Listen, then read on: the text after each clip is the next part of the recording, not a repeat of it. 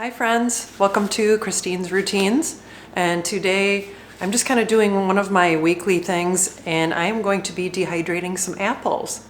So come along with. Okay, so thanks again for coming along with. I've got my hair up, apron on, and we're ready to go. So today I'm going to be doing some dehydrating of Fuji apples. They are all washed and ready to go. So just going over a list of things that I have. I do have a mandolin with a thin slicer on it. It's kind of not a generic one, but it's one that you can pick up at most stores. I'm pretty sure I got this at Walmart. Don't quote me on that, but it's one that can do thick slices, thin slices, julienne, etc. I pretty much just use this. This is my second home, so this is kind of not my good stuff, but it still works. So you need a mandolin. You need another bowl to put the apples in as you're slicing them. I do like this mandolin because it's got like the edges on it, so you can lay it on the bowl and slice.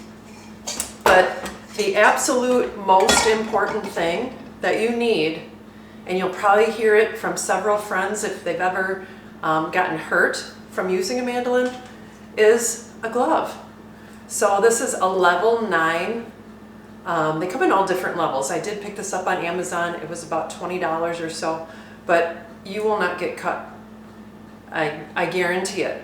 So getting a glove, this one does run a little bit small, but it's your safest bet anytime that you use anything sharp. My chopper at home has the same thing, but I tend to use my apple peeler at home. So the ones that clip onto the counter, and then you skin them as it goes, and then it cuts it into the swirl, or the swirls, like a curly fry, and then I just break those up, put them in my lemon juice and cinnamon, and put them on the dehydrator. So next thing you need is some type of lemon juice, or if you have pectin, because apples turn brown immediately after they're sliced. So after, I pretty much do one apple at a time and add either the lemon juice or the pectin to it. And then to taste, if you want them just plain, otherwise I do add some cinnamon. I picked up a big one, organic cinnamon at Sam's Club.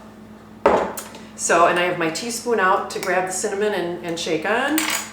And I have my chopper, my apple chopper, or corer, I should say. So yeah, we're ready to go. My other thing that I do like to do, I like to use a cookie sheet, because as you can see, it's got edges on it. And then as you're chopping the apples, that it catches the juice.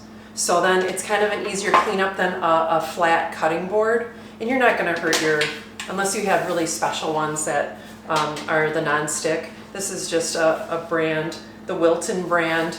And you can use a small, medium. This is a normal size cookie sheet. So, and then the dehydrator. I have the Hamilton Beach, super unbelievable deal for Black Friday. And the reason why I like it is because you can adjust the temperature.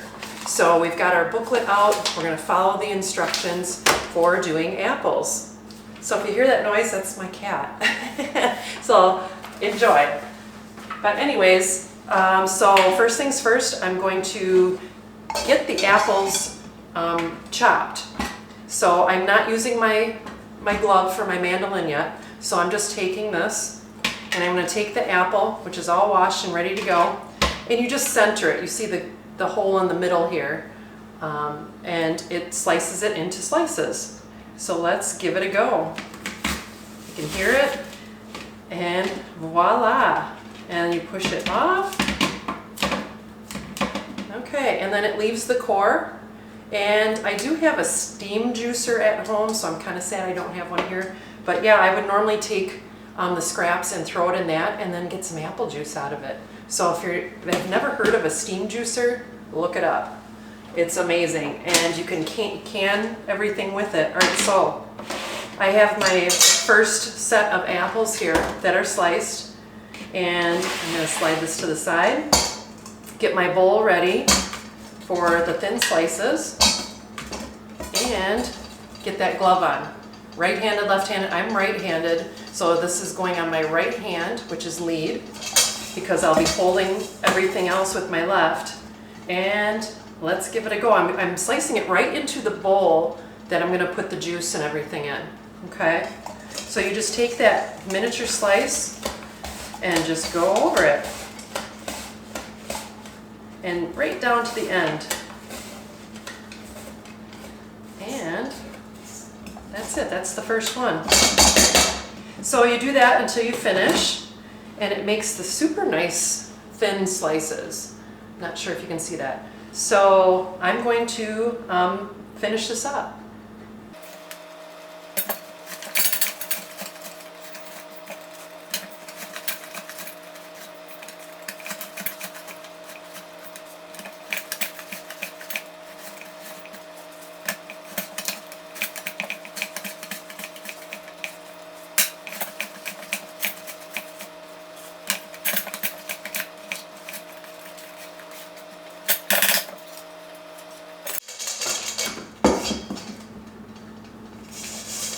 All right, there's one apple.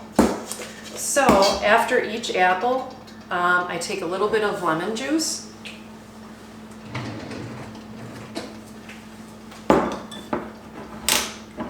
I don't know if you guys have one of these openers, but I hurt my hand, and my right hand, which is my main hand, I would be lost without it. So if you have a problem opening things, it's the OXO brand, and it literally opens things for you. So here's my lemon juice. I'm just gonna not really measure. Yeah, they're already starting to turn brown, so I'm just gonna dab it on there. And then this is another one. And you'll have to listen to my cat meow a little bit. He's kind of going crazy. He accidentally just got outside. So let's get that. And I'm just gonna I do 1 teaspoon of cinnamon on after each apple. And that seems to be just enough. It doesn't seem to be too much. So,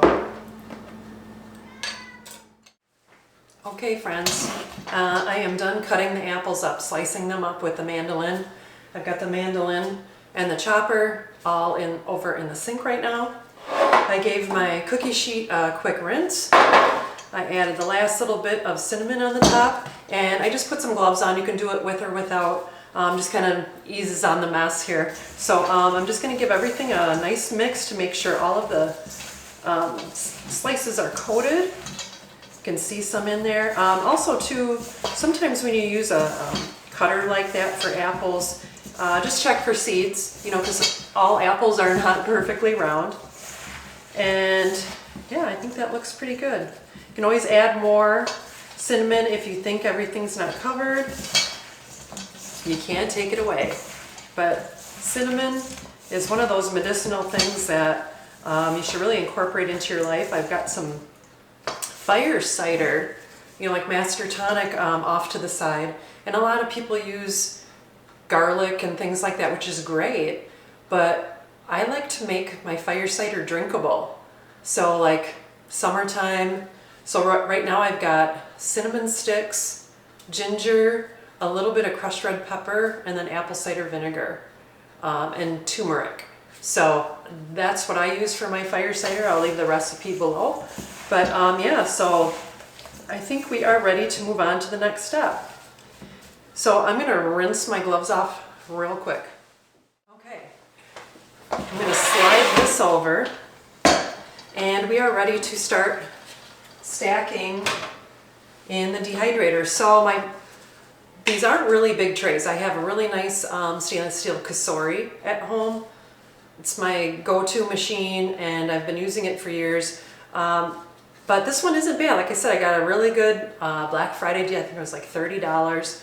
And then I went online and I bought the silicone flexible trays to go inside. It makes everything super easy to clean because, as you can see, it's got a little bit bigger holes in it. So sometimes, you know, smaller pieces could drop through. So yeah, let's move on. So this one is specific that this one has to be at the top. So I'm just going to stack that first and then put these on top. So the big thing I love about dehydrating is that it's kind of one of those passive things that you can do. So yeah, it takes a little bit of prep work, but like I said, it's Sunday after church, little to nothing going on, and it can be something that you do for about an hour, hour and a half, and you let it go. And sometimes you let it go until the next day. So we'll look at the directions on this specific machine, this Hamilton Beach, after we've got all the trays all stacked and loaded, and then we'll see how long it has to dehydrate for. So I'm just going to bring the tray over, and this is all washed and prepped and clean, and I just kind of bring a little pile over, kind of put it around, and then just kind of flatten it out. Try to make sure that it's not stacked on top of each other. And it's a little bit, I'm still trying to get used to this tray because my kasori is just square shaped, and it is easy to navigate on that one. This one's got the hole in the middle, so it's a little bit different, but everything has its own benefits. So there's some reason that, so the air on this blows up the middle, and it keeps it nice and compact, which is what I need for our smaller house out here. Okay. And if you wonder why I dehydrate things, it is a whole community. We all love to buy food and try to keep it good for as long as possible. And especially these days with the prices of things going up and up. This one's a little bit big of a chunk. The prices of things going up and up, why not? Why not make your food last as long as you can? So, and my grandkids love apple slices. So this is cheap, convenient. If you go to the store and buy freeze-dried apple slices, you know, how many ounces do you get? You hardly get anything. So this is a fun new thing that our family does, and that's always a treat. My grandkids are always wanting, Grandma, you got those hard apples? That's what they call them. So they enjoy them, and that's the other reason for me doing this. We've got about a week until they come out here. So I'm down on my stash because I like to put dehydrated apples, pecans, and cinnamon on my yogurt in the morning. So it's always a fun snack and treat. And yeah, so I'm just going to get going on this, and then I'll see you in a minute.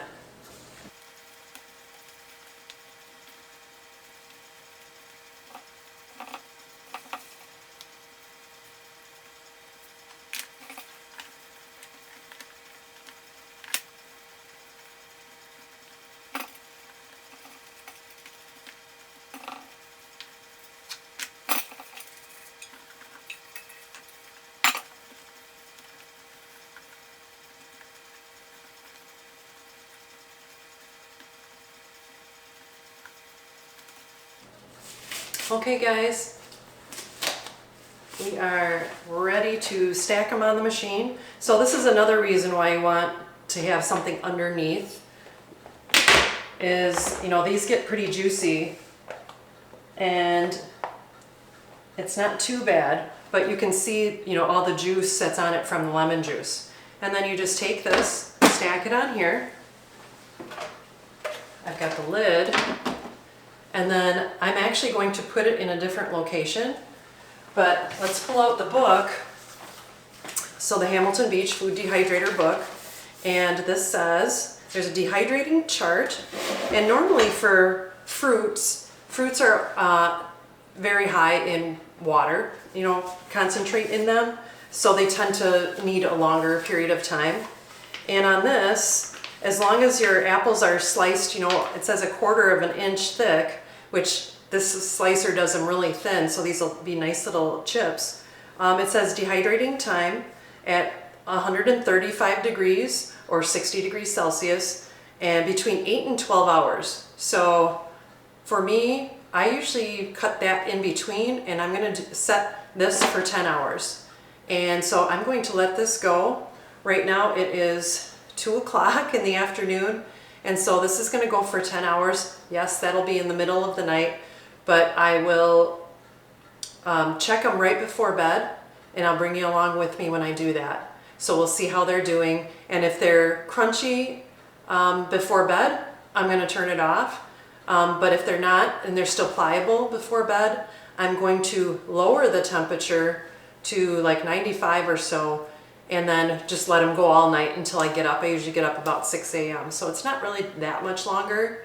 But yeah, so I will check back in with you before bed tonight. Hey guys, it's about 2 hours in. I've got my glove drying out here, but you can see how much they're shrinking already. So we'll check them again and before bed. Hey guys, it is hours later and I'm just getting ready for bed, so I'm gonna check on the apples right now, and you'll see. So my glove is definitely dry, but there is, so it's at 1:35 and there's 4 hours left, and you can kind of see how much they've shrunk. And I'm pretty sure that they're not ready yet. Yeah, they're still pretty squishy and like pliable. So you want them literally like chips. So what I'm going to do is I'm going to turn this off, bring it in the house, and then I'm going to reset it for the 4 hours on a lower temperature. So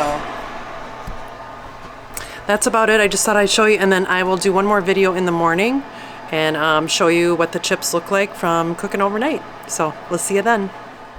Good morning, guys. We let the dehydrator go overnight at 100 degrees for 8 hours from yesterday. So let's check it out. Let's see. And they look done. And what you want no moisture left. So let's take one off and check it. Yeah, that looks great. Oops, I got my sourdough starter here. It was a nice little warm area, so we'll move that. But yeah, so what I'm gonna do is I'm going to put these in a mason jar so they're easily accessible for snacks, for putting on yogurt, etc. So see, a pretty easy passive thing to do and a healthy snack for yourself and your family.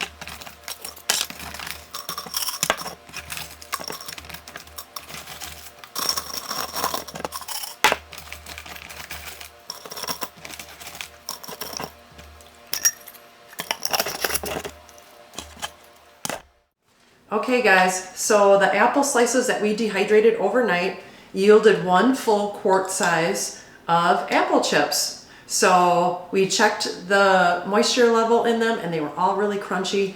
And normally I would just throw a lid on it with a ring and call it good. Throw it in your pantry if you're going to be using it, which I will be in the next few weeks with my grandkids coming. But I'm going to show you another way to kind of level up your dehydrating. And if you've ever heard of conditioning, so any type of dehydrated vegetable, fruit, etc. Needs to be conditioned. So conditioning is giving your jar a shake, which is why I like to use glass to store things, giving it a shake and turn at least once a day for the next at least 3 days to make sure all the moisture is out and that it's not going to cause mold. So if you are noticing within that first day that things are sticking, that means you need to throw it back in the dehydrator or even use it in some cooking, what have you, because it did not get dried out enough. I'm not going to have that problem with these. I checked them and I'm pretty sure that they're good to go, and we're going to be eating them within the next few weeks. So there is another accessory that you can purchase though. If you happen to have a foodsaver around, which I picked this one up at a thrift store, which I was super excited. It's a really nice compact style and it has the porthole on the top. So if you see that, you can use this accessory. I went online and bought a foodsaver jar sealer system. So there is the wide mouth, which we'll be using today, and then it comes with the regular mouth and the hose adapter.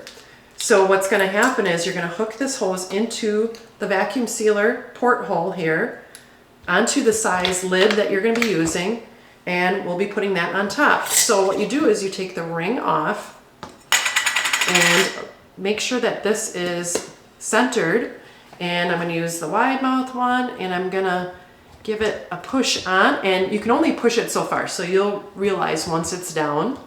I'm going to hook up the adapter to the machine, give it a good push, make sure it's all the way down, and then the other end is going to go up in this hole, the porthole on the top.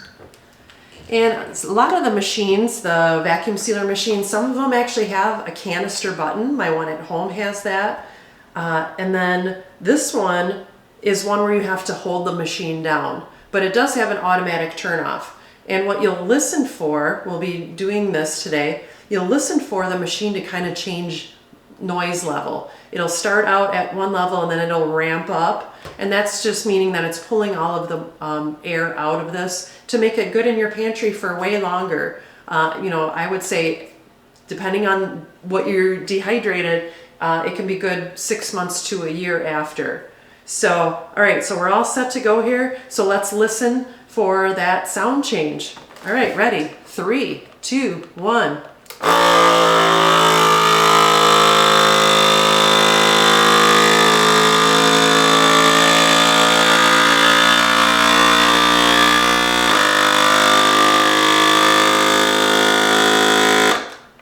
And then mine turns off automatically, like I said.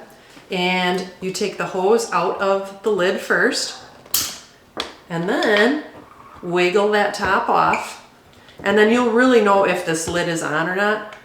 You give it the test, like you do with water bath canning and with pressure canning, and you're good to go. So you can store it just like this. You can flop a ring back on, however you want to do it. And there you go. It is all sealed and ready to put away in your pantry. And just to give it the true test, if you want to really hear what it's going to sound like in a few months, you know, when you open it, ready? There it is. That's the noise that you want. So like I said, I'm going to be using these in the next couple of weeks with my grandkids, and there you go. Hope this video helped you out, and I look forward to seeing you again soon. Take care, guys.